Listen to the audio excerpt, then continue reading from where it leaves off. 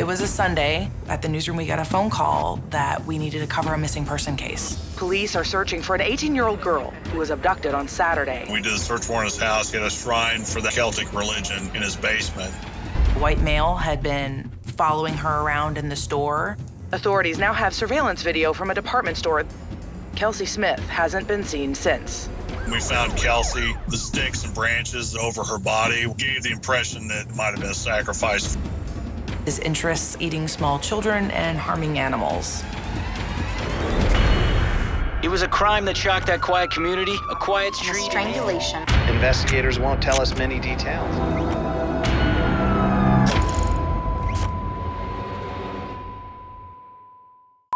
Rolling and mark it. Can you tell me a little bit about Overland Park, Kansas?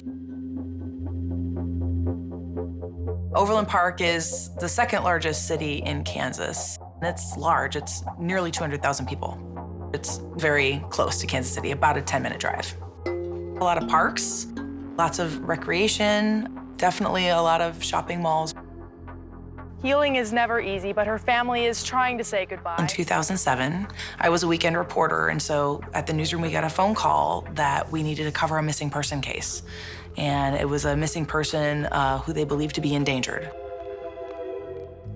Kelsey Smith was a beautiful, vibrant 18-year-old girl. She had just graduated from Shawnee Mission West High School in 2007.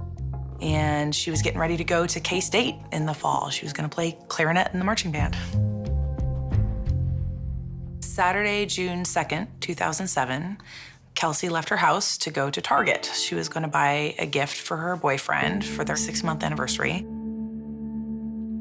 She was talking to her mother on the phone at Target, found what she wanted, went to the checkout stand, and basically, I think, closed out a phone conversation with her mother saying, "I'll see you in a little bit." Kelsey was supposed to meet her boyfriend John at the house at 7:30. She had spoken to her mom at Target at 7. 7:30 rolls around, Kelsey's not home. She wasn't answering text messages. She wasn't answering phone calls. That was an immediate cause for concern that something's up. The distance from Target to the Smith's house, probably an 8-minute drive. It didn't take them long to realize that something's not right. Her boyfriend waits around for about a half hour. He's calling her, he's texting her, and she's not answering. He starts to become really concerned, and that's when he calls Kelsey's dad, Greg. Kelsey's father, Greg, worked in law enforcement, and so he called the police and said, "This is not like my daughter." She didn't come back on time. I had a rule, being in law enforcement, it was very important to know where our kids were at. So if you were going to be late or something like that, you needed to text us or call us and let us know that. When she wasn't responding, Greg started calling different police agencies and hospitals and so forth. And so the search for Kelsey began rather quickly. Hours later, they find the car across the street from the Target, and all of her stuff is in there, her purchases, her purse, but she's not there.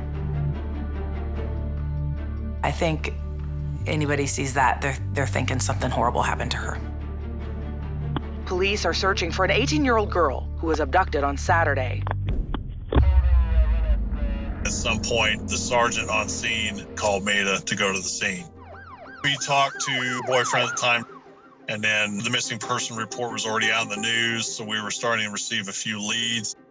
The investigators thoroughly went over that car. They dusted for fingerprints. They looked for any kind of sign of any DNA to try to see if they could catch who did this. Police were hopeful that they could use her cell phone pings to try to triangulate where she had last been using her phone. But under federal law, the cell phone company legally didn't have the obligation to do that. So they didn't.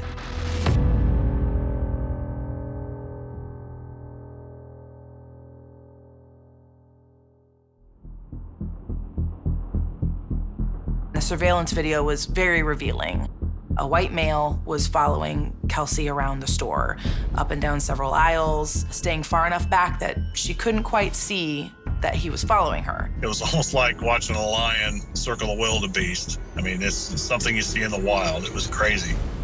And then when she goes to the checkout, that's when he leaves the store. We found out later he had left the store before her so he could go to his pickup truck and get his gun. This is not something that happens every day anywhere, but especially not in Overland Park. To have somebody go missing from a store like that, it's chilling. Anyone could have been the target that day. It just happened to be her. It was an FBI agent on the phone with a Verizon technician, finally, who explained to them, look, this is what we need. We need to know where the location of the phone is. Eventually, Verizon sent a guy out to the last tower that her phone had contacted and was able to narrow the pie wedge of a search down to an area where the cell phone can be found. The last time that cell phone had pinged, it was in a wooded area in Missouri. As soon as police got that information, they took search crews out to that wooded area and searched.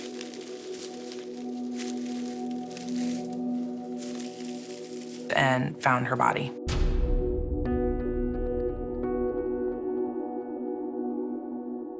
Her family and friends, they were working hard trying to get this case out there so that this person could be caught.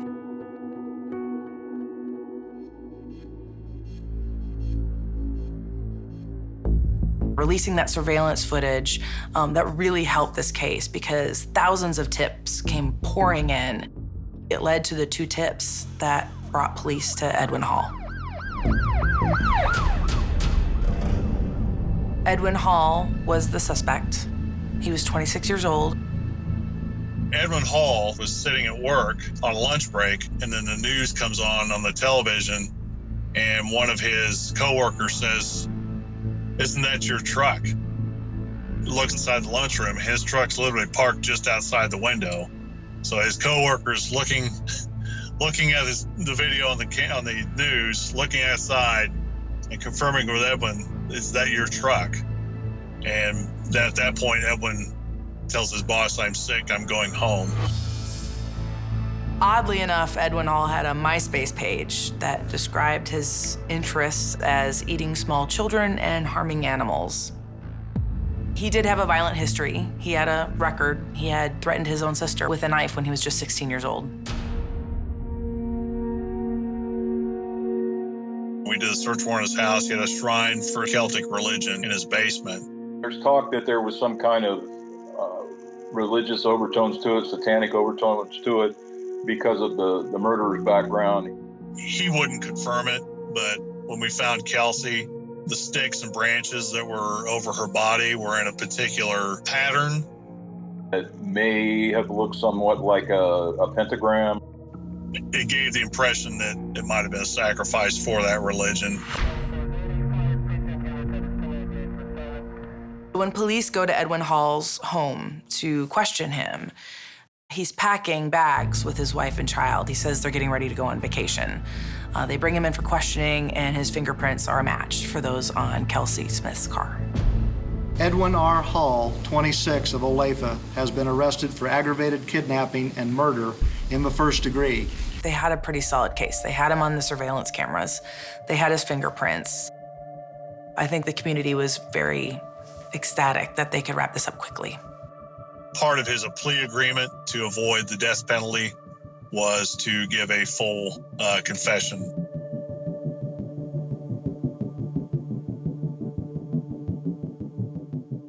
Edwin told me that Kelsey was just a crime of opportunity. He'd been trolling Oak Park Mall all day. He was approaching ladies, asking them odd questions. He was looking for particular behaviors, and that's how he found her. Kelsey, unfortunately, was totally oblivious to what was going on around her, focused on shopping, talking to her mom, or she just wasn't paying attention to what was going on around her. Kelsey was just his opportunity. She was at the Target. He thought she had nice legs and told Detective Miller that he thought she was 12 and that the evil just overtook him. The TV stations in Kansas City chose to air his court case live on television because it was such a big story. Life without any opportunity of parole. Kelsey's parents wanted the cell phone company's help to try to save their daughter. And the fact that there was all this red tape and legal questions delayed them finding their daughter. You call into the customer service center, and a customer service rep who is trained on how to give you a better calling plan is now faced with a life and death decision. Okay. The bottom line is current federal law says that cell phone providers may provide that information. It doesn't say they shall provide that information. Kelsey's parents started a crusade to pass the Kelsey Smith Act.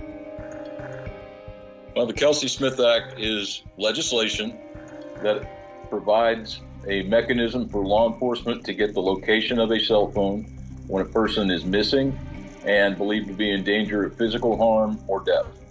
It allows us to help locate missing people, and it allows us to put closure on cases a lot quicker.